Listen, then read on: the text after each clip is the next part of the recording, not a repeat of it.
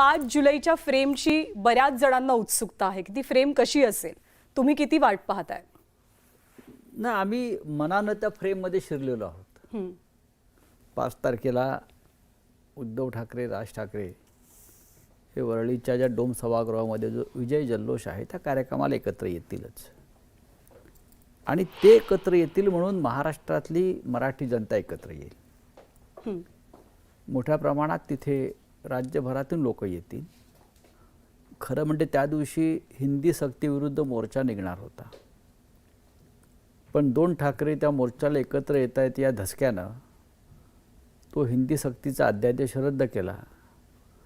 त्याच्यामुळे जो एक लोकांमध्ये उत्साह होता की आता एकत्र यायचं, आपल्याला चालायचं आहे मराठीसाठी, मग त्याच्यावरती विरजण टाकण्यापेक्षा आपण त्या मोर्चाचं रूपांतर एका विजयी कार्यक्रमात करू असं उद्धव ठाकरे आणि राज ठाकरे दोघांनी ठरवलं.